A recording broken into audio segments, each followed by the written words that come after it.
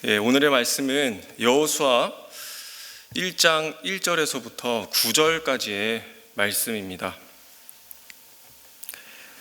여호수아서 1장 1절에서부터 9절까지의 말씀을 교독하겠습니다. 여호와의 종 모세가 죽은 후에 여호와께서 모세의 수종자 눈의 아들 여호수아에게 말씀하여 이르시되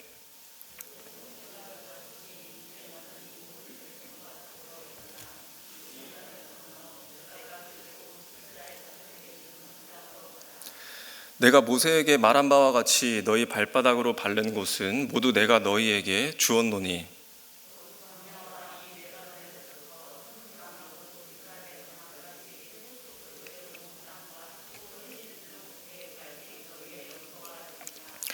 내 평생에 너를 능히 대적할 자가 없으리니 내가 모세와 함께 있었던 것 같이 너와 함께 있을 것임이니라.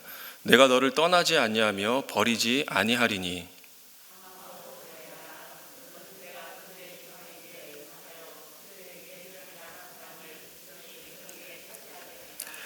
오직 강하고 극히 담대하여 나의 종 모세가 내게 명령한 그 율법을 다 지켜 행하고 우로나 좌로나 치우치지 말라. 그리하면 어디로 가든지 형통하리니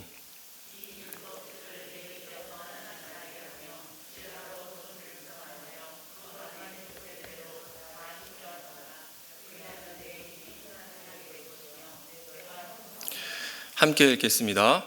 내가 내게 명령한 것이 아니냐. 강하고 담대하라. 두려워하지 말며 놀라지 말라. 내가 어디로 가든지 내 하나님 여호와가 너와 함께 하느니라 하시니라. 아멘. 여호수아는 제가 참 좋아하는 성경입니다. 특별히 제가 어떤 때이든지 참 자신이 없을 때에 자주 찾는 성경이기도 합니다. 강하고 담대하라 라고 이렇게 여호수아에게 말씀하시는 그 하나님의 의도, 그 하나님의 듬직함이 항상 제 가슴을 떨리게 만들기 때문입니다. 제가 여담이긴 합니다만 여호수아를 읽다가 이제 곧 태어날 그 아들의 이름이 갑자기 번뜩 생각이 났습니다. 강하고 담대하라. 그래서 강담이라고 지으면 어떨까? 그래서 저는 굉장히 괜찮은데 너무 이름이 세다라는 그런 말들이 많고 또 아마 저는 괜찮지만은 아들은 하나도 안 괜찮을 거라고 이렇게 말씀하시곤 합니다. 제 아내도 선뜻 동의가 안 되는지 아직 제 물음에 대답을 하지 않고 있는 상태입니다. 아무튼 제게는 이 여호수아서가 하나님을 더 의지하게 만드는 책이라는 것을 한번 말씀드려보고 싶습니다. 우리가 함께 이 여호수아서를 살펴보면서 제가 묵상한 것을 함께 나눠보면 좋겠습니다. 먼저 오늘 1절에 보시게 되면 여호와의 종 모세가 죽은 후라고 되어 있고 그 뒤에 모세의 수종자 눈의 아들 여호수아에게 말했다 이렇게 기록되어 있습니다. 이 모세가 죽었다라는 것을 이 여호수아서에서 밝히고 있는데 이 모세의 죽음에 대해서 우리가 두 가지 정도를 한번 생각해 볼 수 있습니다. 그 첫 번째는 이 모세의 죽음이 곧 세대의 교체, 이 세대의 교체를 지금 보여주고 있는 것입니다. 그동안에는 이 모세를 통해서 하나님께서 하고자 하셨던 그 사역이 이제 꽉 찼다라는 것이죠. 이제는 여호수아를 통해서 사역을 할 때 그 시기가 도래했다라는 것입니다. 그러니까 지금 이 말씀을 듣고 있는 이 이스라엘의 상태는 어떤 상태인 걸까요? 편안하게 그 하나님의 말씀을 듣고 있는 상태가 아니라는 것입니다. 모세의 죽음 후에 백성들은, 이스라엘은, 여호수아는 초긴장하는 그런 상태에 돌입했다라는 것이죠. 그동안 열심히 달려왔던 이 구속 사역이 이제는 그냥 막 달려가는 그런 구간이 아니라 개주, 이어달리기라는 그런 순간처럼 주목이 확 되는 그런 순간이라는 것이죠. 이 계주라는 것, 이 릴레이 경주가 일반 그냥 달리기와 아주 다른 긴장감이 있습니다. 그 긴장감이 도는 순간이 어느 때일까요? 바로 이 바톤을 주고 받을 때, 그때가 초긴장 상태가 되는 때입니다. 아무리 전에 있던 주자가 잘 뛰더라도 이 바톤을 제대로 이어받지 못하면 전세가 역전되는 그런 일들이 일어나기 때문에 바톤을 그 받는 순간에 선수도 그리고 보는 관중들도 더 집중해서 보게 되는 것이죠. 이렇게 주자가 바뀔 때에 선수들과 그리고 관중들이 긴장하는 것처럼 지금 이 말씀을 받고 있는 이 상태는 여호수아도 마찬가지고 백성들도 굉장히 긴장되고 있는 그런 상태에 놓여 있다라는 것을 보여주고 있습니다. 그런데 그들이 왜 긴장하고 있는 것일까요? 먼저 우리가 백성의 입장에서 살펴보자면 모세라는 아주 위대한 지도자가 죽었기 때문입니다. 그래서 백성들은 지금 상태가 무방비한 상태, 언제라도 적들이 쳐들어와도 이상하지 않을 시점이라는 것이고, 지도자가 없는 무정부 상태, 이 상태에 놓여 있기 때문에 백성들은 공황 상태에 놓여 있을 것이라는 말이죠. 그리고 모세를 이을 다음 후계자가 누가 될 것인가 라고 하는 이런 고민들이 백성들 사이에서 많이 오고 갔을 것입니다. 백성들뿐만 아니라 여호수아도 굉장히 많이 긴장했을 것입니다. 왜냐하면 모세라는 아주 위대하고 훌륭한 지도자 다음 그 차기 지도자가 자기가 된다라는 그런 부담감이 있었을 것이죠. 여호수아는 백성들의 기대에도 부응해야 한다라는 그런 부담을 가졌을 것이고, 또 잘해도 모세와 비교되고 잘하지 못해도 모세와 비교되는 그런 면들이 있었을 것입니다. 또 한 가지 여호수아가 긴장할 요인이 있었는데, 그것은 여호수아가 나이가 많다라는 것입니다. 너무 늙었다라는 것이 하나의 흠이 돼서 자기 자신에게 긴장을 주고 부담을 주었을 것입니다. 여호수아가 젊었을 때야 용맹하고 싸움도 잘했지만 지금 나이는 95세의 노장입니다. 모세와 비교해 보자면 모세가 소명받은 나이는 80세입니다.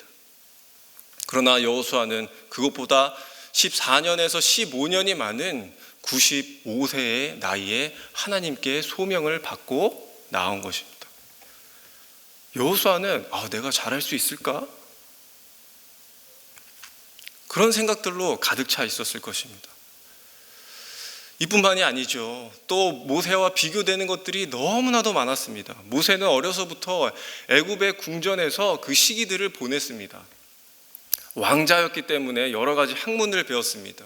특별히 왕족으로서 갖추어야 할 그런 경영 수업, 제왕학이라든지 경제학이라든지 군사학이라든지 이런 학문들을 열심히 수련했을 것입니다.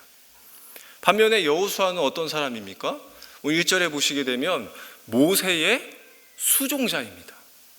모세의 수발을 들었던 사람입니다. 모세만 지지하고 모세가 시키면 하고 모세가 기다리라고 하면 기다리고 있었던 그런 수행원이었습니다. 그러니까 이러한 차이는 결코 쉽게 무시할 수 있는 그런 차이가 아니고, 여호수아는 평생토록 어쩌면 이런 비교의식 속에서 살아가야 되겠구나, 그런 날들이 내게는 쉽지 않겠구나 하는 것을 잘 알았을 것입니다. 그래서 모세는 이 현실적인 차이를 극복하기 위해서 무엇을 해야 되는 것일까요? 국방력을 기르고 군사학을 배우고 외교적인 것으로도 어떻게 해야 잘하는 것인지 공부하고 고민하고 갈등해야 됩니다. 정치에 대해서도 배워야 하는 것이 맞습니다. 그러나 그럼에도 불구하고 부족한 것을 그도 잘 알고 하나님도 잘 아셨습니다. 그런데 하나님은 모세에게 나타나신 것처럼 여호수아에게 나타나셔서 그런 것을 요구하는 것이 아니라 하나님께서 요구하시는 다른 것이 있다라고 하는 것이죠. 우리가 이것을 점점 차차 살펴보기로 하겠습니다.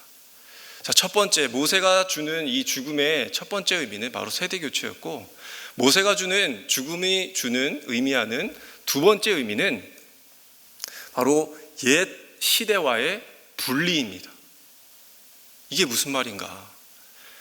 이 옛 시대라고 하는 것은 바로 불순종을 말합니다. 그러니까 이 분리는 불순종에서 분리되는 것이라고 할 수 있습니다.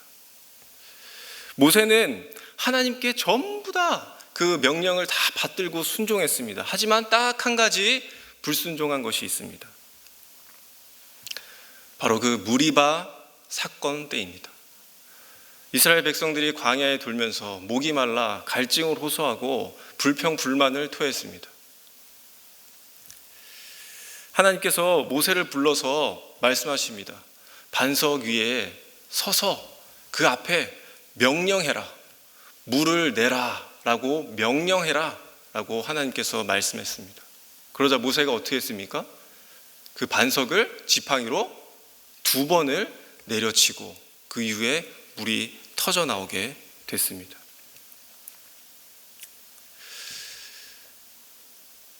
무엇을 모세가 잘못한 것일까요? 하나님의 영광을 가로챈 것이죠. 자기가 그 물을 낸 것처럼 자기 해석이 들어간 이 모세의 행동이었기 때문에 그 일로 인해서 가나안 땅에 들어가지 못했다라고 이렇게 성경이 이야기하고 있습니다. 하나님은 이제 이 불순종을 끝으로 이제는 여호수아를 중심으로 내가 이루어 갈 것이야 라고 공포하시면서 여호수아와 이 밀접한 관계의 시작을 알린 것입니다. 이제는 모세의 시종으로서가 아니라 여호와의 종으로, 하나님의 택한 종으로 그 구원의 물줄기를, 구속사역의 물줄기를 이어가게 하셨다라고 하는 것이죠. 지금 여호수아는 모세가 그토록 가고 싶어 했던 그 가나안 땅, 그러나 들어가지 못했던 그 땅을 여호수아가 마주보고 있는 것입니다. 요단강 동편까지 와 있는 상황입니다. 모세가 들어가지 못했던 그 땅, 모세가 실패했던 그 일을 가지고 하나님께서는 여호수아에게 말씀하고 계신 것입니다. 2절 말씀으로 여호수아에게 말씀합니다. 2절 말씀 우리 함께 같이 읽도록 하겠습니다. 2절 말씀입니다. 시작. 내 종 모세가 죽었으니 이제 너는 이 모든 백성과 더불어 일어나 이 요단을 건너 내가 그들 곧 이스라엘 자손에게 주는 땅으로 가라. 지금 모세의 수종자였던 여호수아가 이스라엘의 지도자가 되었습니다. 지도자로 임명한 다음에 지금 바로 하나님께서 말씀하시는 내용은 이걸 배워라, 저걸 배워라 하는 그런 내용들이 아니라 바로 명령하시는 것이죠. 뭐라고 명령하셨습니까? 백성들과 더불어 일어나, 그리고 요단을 건너, 그리고 그 땅으로 가라. 이렇게 명령하십니다. 다른 말 안 하시고 이렇게 명령하셨다는 것이죠. 하나님은 이런 비슷한 명령을 이스라엘 백성들에게 과거에 하신 적이 있습니다. 바로 홍해바다 앞에서 있었던 때입니다. 이 출애굽 때에 애굽의 군사들이 뒤에서 몰려오고 있고 홍해 앞에서는 백성들이 두려워서 벌벌벌 떨고 있을 때에 모세가 하나님께 부르짖습니다. 하나님, 이 일을 어떻게 하면 좋을까요? 그때 하나님이 말씀하시기를 어찌하여 네가 나한테 부르짖느냐? 백성들에게 명령해라. 뭐라고? 앞으로 나아가라. 홍해바다를 앞에 두고 앞으로 나아가라. 이렇게 하나님께서 명령하셨습니다. 백성들이 그 말에 순종하고 모세의 말을 따라서 한 걸음 한 걸음 나아가기 시작할 때에, 그리고 모세가 손을 들고 그 홍해바다를 가르쳐서 있을 때에 하나님께서는 어떻게 하셨습니까? 홍해바다에 길을 만드시고 그 백성들이 마른 땅을 건너가도록 하나님께서 인도해 주셨다는 것이죠. 우리가 이러한 이해관계를 갖고, 그리고 여호수아도 이러한 이해관계를 가지면서 여호수아도 이제 광야 시대를 마감하고 지금 가나안 입성을 앞두고 있는 시점입니다. 그리고 똑같이 여호수아에게 말씀하시죠. 가라, 나아가라, 건너가라. 여호수아는 하나님의 이 명령을 탁 듣고서는 아마도 이 홍해바다에서 모세에게 명령하셨던 그 말씀을 떠올렸을 것입니다. 그 말씀을 기억하면서 하나님께서 다음에 어떻게 하실 것인지 여호수아는 분명히 직감했을 것입니다. 짐작했을 것입니다. 다음이 어떻게 되든지 하나님께서는 무조건 이 강을 건너게 하실 것이구나. 물을 다 빼서 건너가게 하든지 또 홍해바다처럼 갈라지게 해서라도 하나님께서 우리를 건너가게 하시겠구나 라는 것을 분명히 알았을 것입니다. 그리고 그 땅을 반드시 주겠다고 하시는 이 하나님의 의지를 여호수아가 보게 되는 것이죠. 그리고 보면서 그 결과에 이르기까지, 가나안 땅을 정복하는 그 목적에 이르기까지 내가 어떻게 해야 하는가, 하나님의 말씀을 더 깊이 새겨들었을 것입니다.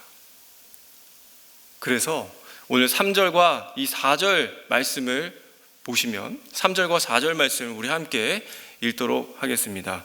시작. 내가 모세에게 말한 바와 같이 너희 발바닥으로 밟는 곳은 모두 내가 너희에게 주었노니 곧 광야와 이 레바논에서부터 큰 강 곧 유브라데 강까지 헷 족속의 온 땅과 또 해지는 쪽 대해까지 너희의 영토가 되리라. 아멘.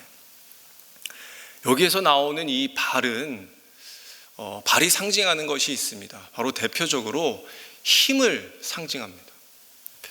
다윗이 골리앗을 딱 물리치고 나서 자기의 발로 골리앗을 머리를 탁 밟는 장면이 있습니다. 그것이 무엇입니까? 힘으로 정복했다라는 것이죠.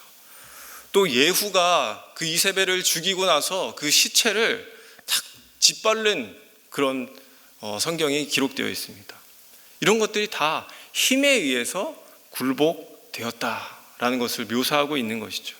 그러니까 지금 이 표현은 그저 가서 땅 밟는 그런 수준이 아니라 완전한 정복, 하나님에 의한 정복, 순종하는 백성들의 그 발걸음에 의한 정복이라는 의미로 사용되었다라는 것입니다. 그리고 이 밟는 곳을 주었노니라고 하는 이 문장은 한 문장이지만 이 한 문장 속에서 어떤 시제의 차이가 있습니다. 이 밟는이라고 하는 것은 이 미완료형으로 쓰여져 있는 것이죠. 그러니까 이 밟는 이 일에 대해서는, 밟는 이 일은 앞으로 계속해서 백성들이 감당해야 될 일이다. 그리고 그 가나안 땅을 정복하기 위해서 요단강을 건너야 하는 그 미래에 놓여져 있다라고 이렇게 이야기하는 것입니다. 그리고 주었다, 주었노라, 주었노니 라고 하는 이것은 완료형으로 사용되었습니다. 이 말은 무엇입니까? 결과가 이미 그렇게 결정됐다라는 뜻입니다. 하나님께서 그 땅을 주시겠다고 하는 그 의지도 너무 강하지만 무엇입니까? 4절에 나오는 여러 가지 지역 이름들이 나오는데 한마디로 뭐냐면 그 땅을 밟는 동과 서와 남과 북을 하나님께서 주기로 결정했다.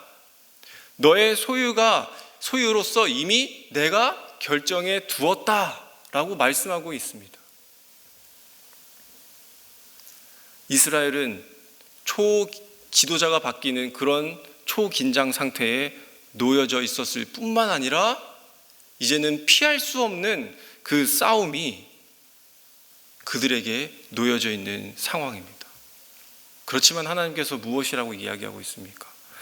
그 일이 내 계획 아래서 완성될 것이기 때문에 이미 이루어진 거나 마찬가지라는 말입니다. 결정된 것을 가지고 하나님께서는 우리를 통해 하실 일들, 그 여지를 남겨놓으셨다. 이 말은 하나님이 우리에게 분명히 약속해 주셨지만 그것이 결코 저절로 주어지지 않는다라는 말입니다. 믿음으로 우리가 대적들과 싸워서 쟁취해야 한다라는 사실을 우리에게 알려주고 있는 것이죠. 우리는 생각해보면 그냥 우리의 삶이 하나님 믿으면 삶이 순탄해야 하는 거 아닌가? 우리의 신앙도 아무런 싸움 없이 그냥 하나님께서 다 처리해 주면 좋겠다라고 하는 그런 막연한 이해가 우리 안에 있습니다. 그러나 이러한 신앙과 믿음은 아무 소용이 없습니다. 이러한 것들은 우리가 아무리 많이 겪는다 하더라도 힘이 생기지 않습니다. 근력이 생기지 않습니다. 저항력도 생기지 아니하고 우리에게는 그 신앙의 성숙이라는 점도 가져오지 못합니다. 오히려 제자리 걸음하고 한 걸음 뛰지 못하는 그런 연약한 믿음을 갖는 자가 되는 것이죠. 신약에서도 바울이 자기의 사랑하는 아들이라고 표현하면서 말한 디모데, 그 디모데에게 이 바울이 말하기를 뭐라고 이야기합니까? 내가 너에게 교훈한 것과 이 예언을 따라서 그것으로 선한 싸움을 싸우라. 믿음의 선한 싸움을 싸우고 영생을 취하라. 이렇게 이야기합니다. 구원사역은 하나님께서 전적으로 다 하시는 것, 그건 맞습니다. 그러나 우리도 감당해야 할 것이 있다라는 말입니다. 무엇을 감당하는 겁니까? 바로 무슨 일이든지 믿음으로 싸우는 일입니다. 믿음으로 싸우는 일을 우리가 감당해야 한다는 것이죠. 하나님께서는요, 이 믿음의 싸움을 여호수아에게 계속 확인시켜 주기 위해서 이 장치를 마련해 주시고 일하셨습니다. 이 여호수아서를 좀 읽다 보면 나중에 정말로 이 요단강을 건너야 할 때가 생기죠. 그런데 그때 어떠한 일들이 있었습니까? 정말 건너지 못할 정도로 물이 범람했습니다. 건너가지를 못했는 거죠. 그때에도 하나님께서 여호수아에게 말씀하십니다. 어떻게 뭐라고 말씀하십니까? 백성들에게 나아가라, 건너가라, 똑같이 말씀합니다. 그때에 제사장들이 언약궤를 메고 요단강에 한 발자국 디딜 때에 물이 끊어지고 마른 땅을 다시 건너가게 되는 그런 역사를 여호수아에게 보여주시고 이스라엘에게 증거를 삼으셨던 것이죠.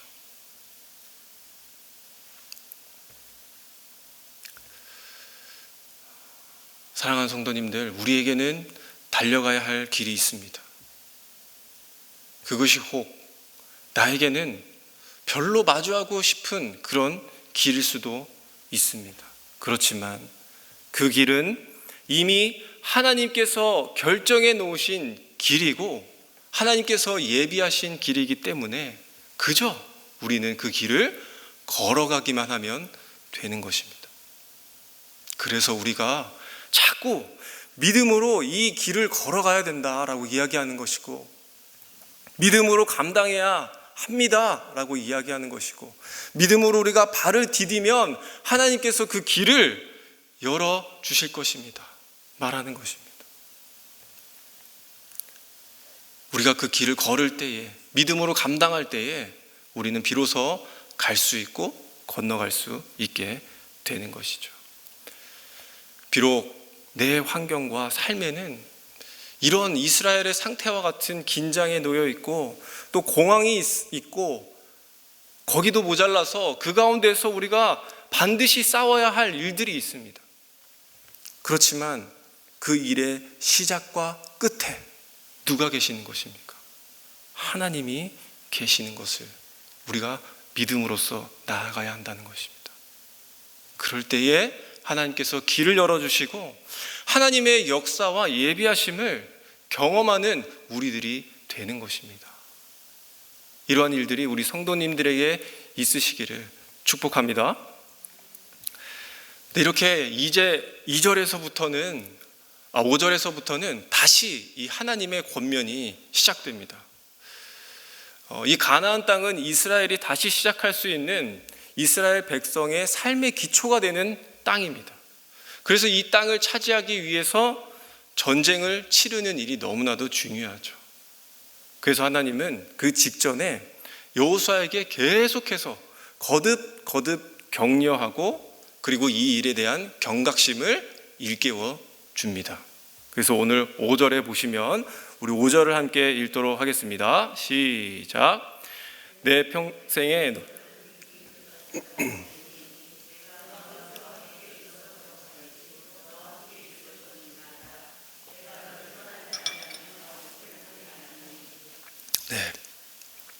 내 평생에 너를 할 때에 이 너를에는 바로 너의 얼굴, 내 얼굴이라는 그런 의미도 담겨져 있습니다. 그래서 우리가 이걸 직역하면 너의 평생에 내 얼굴을 향해서 달려들 자, 덤벼들 자가 없다라는 뜻입니다.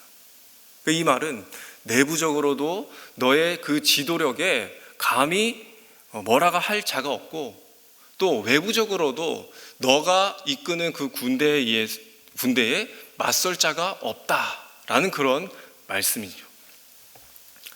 우리가 영화를 갑자기 이렇게 폭력적인 어떤 영화를 볼 때 가끔 그런 대사가 나오는 걸 듣습니다. 야, 머리 숙여, 눈 깔아, 또 뭐 고개 들면 뭐 죽는다, 뭐 이런 장면들이 대사들이 나옵니다. 이게 무엇을 의미하는 것입니까? 이 각 보스들의 이 힘 대결에서 이긴 자와 진 자가 있다라고 하는 것이죠. 이제 까불지 못한다는 것입니다. 이제는 가는 길에 눈만 마주쳐도 꼬리를 내리는 그런 힘에 의해서 억눌린 그런 것들을 상징하는 것이죠. 그런데 여호수아가 어떻게 그렇게 될 수 있는 것일까요? 그것은 대장이신 하나님께서 내가 너와 함께 평생토록 동행하겠다라고 약속하셨기 때문에 가능한 일입니다.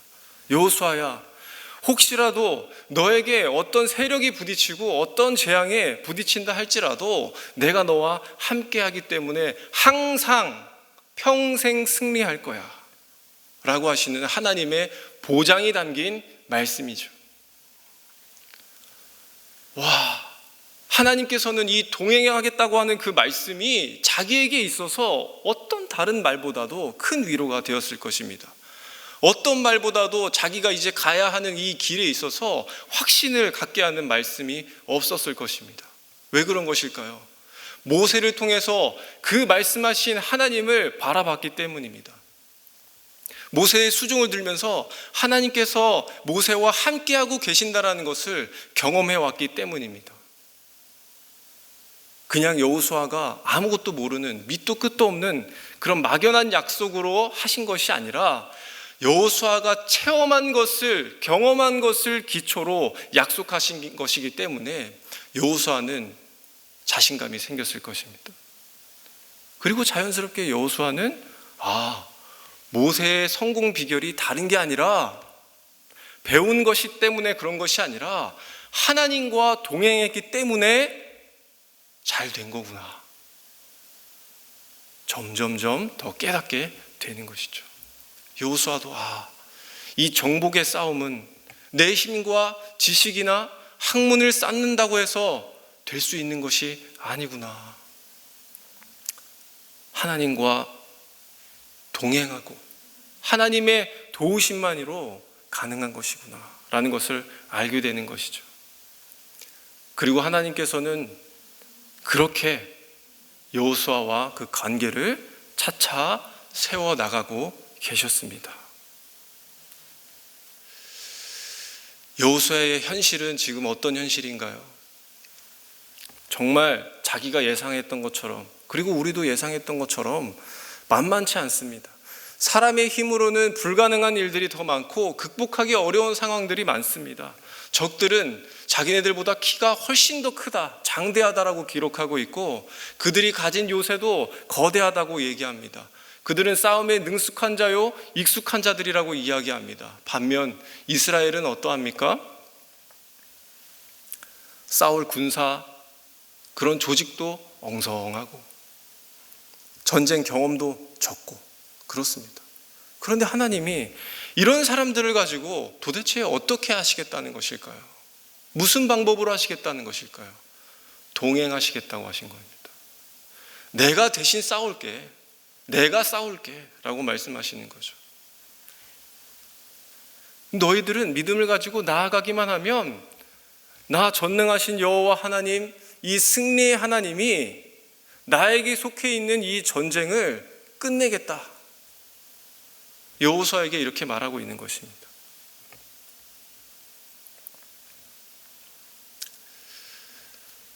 제가 가벼운 예를 좀 하나 들어도 되겠습니까?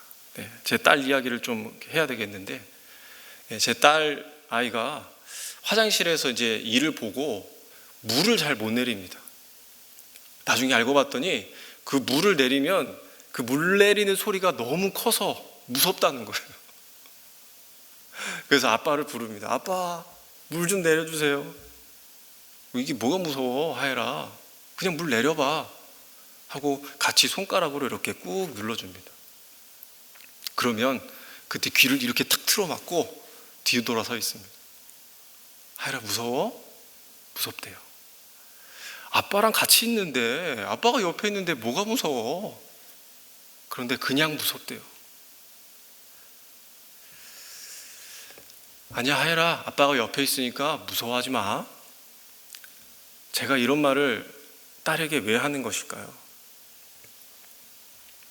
나중에 그 아이가 커서 조금 더 자라서 아빠가 옆에 있는데 내가 왜 무서워했지? 라고 하는 것을 깨닫기를 바라는 마음이 있기 때문에 그런 말을 한 것입니다. 오늘 하나님도 여호수아에게 그렇게 말씀하고 계십니다. 내가 하나님과 함께 하는데 내가 왜 무서워했을까? 그것을 깨닫기를 바라는 마음으로 하나님이 말씀하신 것이죠. 사랑하는 성도님들, 그 임마누엘의 하나님을 믿고 가시기를 축복합니다. 우리와 함께 하시는 하나님이 나의 그 신앙의 전부라는 것을 믿으시기를 바랍니다. 구원이 다른 것이 아니라 하나님을 아는 것이 구원입니다. 우리가 하나님이 가지는 그 속성들을 우리가 알고 있고 내가 그것이 믿어지면 내 형편에 내 처지에 상관없이 우리가 그분을 누리게 되는 것이죠.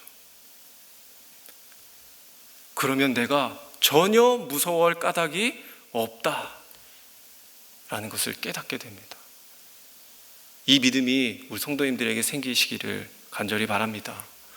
이어지는 그 6절에서 그리고 9절까지는 이 가나안 땅을 정복하는 목적을 바탕으로 여호수아가 해야 할 것, 반드시 해야 할 것에 대해서 말씀합니다. 뭐라고 말씀하십니까? 강하고 담대하라. 하나님께서 동행하니까 너는 강하고 담대하라. 이 자세를 취하라라고 당부합니다. 그리고 7절에서도 똑같이 말씀하십니다. 강하고 담대하라. 그러나 이것은 6절과는 좀 다르게 율법을 지키기 위한 목적에서 너는 강하고 담대하라 이렇게 말씀한 것입니다. 좌로나 우로나 치우치지 않는 그 기준을 하나님께서 말씀해 주고 계시는데 그 기준이 무엇입니까? 율법을 다 지켜 행하는 데 있습니다. 사실 우리에게는 하나님께서 이미 답을 내려주신 것이 있습니다. 우리에게는 빗나가지 않는 그런 삶의 기준이 있다는 것이죠. 말씀대로 가면 우리가 어긋나지 않고 빗나가지 않는 삶을 살게 된다는 것입니다. 우리가 스포츠 할 때 보면 이 양궁을 잘 아실 텐데 양궁을 보면 이 사람들이 항상 중앙을 겨냥해서 팔을 좌우로 움직이고 위아래로 움직이는 것을 압니다. 바람이 불어도 중앙을 보고 중앙을 겨냥합니다. 빗나가지 않기 위해서 그들은 다른 걸 보는 것이 아니라 중앙만 봅니다. 우리도 중앙을 봐야 합니다. 율법책을 내 입에서 떠나지 말게 해야 하는 것이죠. 우리의 삶도 이것을 놓치면 끌려갈 수밖에 없다라는 것을 말합니다.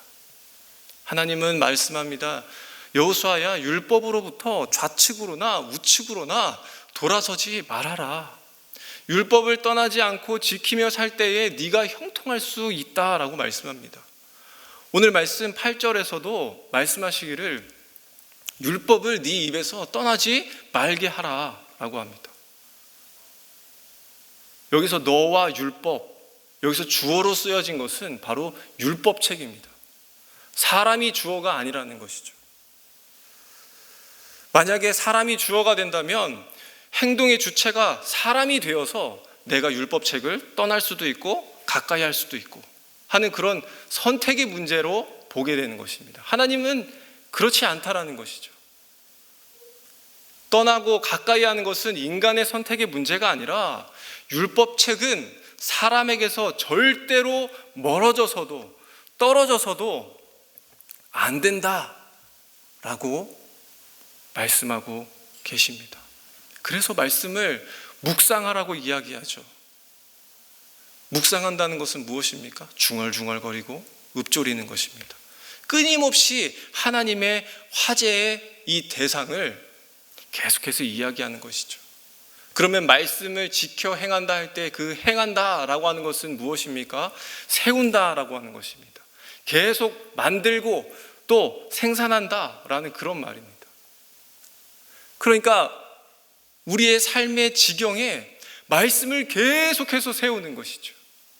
이 말씀을 많이 세우면 세울수록, 만들면 만들수록, 높이 쌓으면 쌓을수록 우리에게 어려움과 아픔과 공격들을 막아낼 수 있다는 것입니다. 그러면 말씀을 지킨다는 것은 무엇일까요? 그것은 점검한다는 것입니다. 관리한다라는 말입니다. 뭘 관리하는 것입니까? 그 세운 말씀들이 잘 보존되고 있는지, 마치 철책을 점검하는 것처럼 관리하라는 것이죠. 이 말씀에 좀 문제가 없는가? 내 세운 말씀들에 어디 망가진 곳이 없는가? 우리가 그렇게 점검할 때에 그 삶의 결과가 형통하다라는 것입니다. 그러면 형통하다는 것은 무엇일까요? 여기 원어로 보면 이해하다, 바라보다, 파악하다 이런 뜻입니다. 한마디로 현명하게 행동한다라고 하는 것이죠. 어디에 있든 어디를 가든 하나님을 계속해서 바라보고 하나님께서 말씀하는 것이 어떤 것인지 파악이 되는 그 현명함이 바로 형통입니다. 하나님의 말씀을 자기 중심에 두기 때문에 하나님의 지혜를 갖게 되는 것이고, 이제는 내가 육신의 눈으로 보는 것이 아니라 말씀이 조명하는 대로 내가 보고 따라가기 때문에 형통한 자가 되는 것이죠.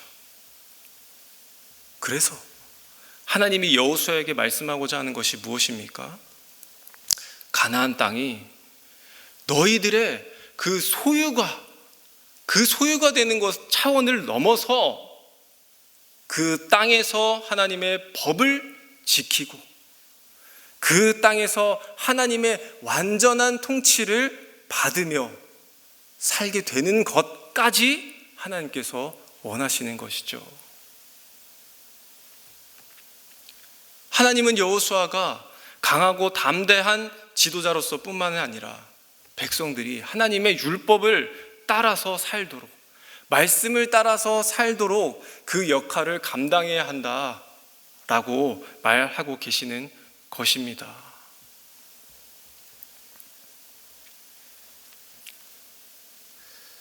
마지막 9절에서도 하나님은 네가 어디로 가든지 네가 걸어가는 모든 곳에서 라고 말씀하시면서 우리에게 말씀하시는 것은 우리 인생만 놓고 보는 것이 아니다. 결코 내 인생의 형통함과 부흥을 주장하는 것이 아니다라는 것을 말씀하시면서 오히려 하나님의 이루실 그 나라, 그것을 가기까지 그 걸어가는 그 길에는 우리에게 고난과 역경이 있지만 그 가운데에서도 함께 하시고 동행하시는 그 여호와 하나님을 믿고 섬기라. 그 하나님으로 말미암아 너희가 형통을 항상 누릴 수 있다라는 것을 우리에게 가르쳐주고 계십니다. 말씀을 맺겠습니다. 여호수아가 감당할 일은 여호수아의 일이 아니라 하나님의 일입니다. 나의 일, 내 일 같으면 내 실력으로 해야 하는 것이지만 하나님의 일은 하나님께서 하시는 것을 믿으시기를 바랍니다. 그러면 이 믿음에서 우리에게 용기가 생기고 담대함이 생겨납니다. 왜 그렇습니까? 하나님께서 하시고 하나님께서 책임져 주실 것을 알기 때문입니다. 우리가 세상을 대하여 살아갈 때에 날마다 전투를 치러야 하는 우리들의 마음속에 일어나는 두려움, 그 두려움을 없애고 담대히 싸움에 임할 수 있게 되는 그 유일한 방법은 무엇입니까? 오직 하나님, 오직 하나님과 동행하는 것, 그 말씀밖에 없다라는 사실을 기억하시고 형통하게 하시는 그 하나님을 날마다 체험하며 믿음을 세워가시는 우리 성도님들이 되시기를 간절히 소망합니다. 우리 함께 말씀을 두고 기도하면 좋겠습니다. 하나님, 강하고 담대함으로 살아가기를 원합니다. 또한 두려워하지 않고 놀라지 않으며 세상을 살게 하여 주시는 믿음이 우리에게 자라나기를, 세워주시기를 간절히 원합니다. 하나님, 내가 두려워할 수밖에 없는 상황, 그리고 주눅들 수밖에 없는 그런 현실에 놓였습니다. 그리고 사실로 두렵고 참 떨리는 세상을 살아가고 있습니다. 상대적으로 나는 작아 보이는 인생, 오직 한 가지 하나님께서 함께 하시겠다는 그 말씀과 믿음으로 내가 강함과 담대함 없기를 원합니다. 그 크신 하나님을 바라보고 나에게 주어진 그 강을 건너기를 원합니다. 하나님의 일을 다른 무엇으로 내가 감당하지 아니하고 나에게 주신 이 말씀을 기억하여 또 그 말씀을 통하여서 감당했던 여호수아처럼 우리의 맡은 모든 사명과 생활들을 감당하게 하여 주시옵소서라고 우리 함께 이 말씀을 기억하시면서 기도하시겠습니다.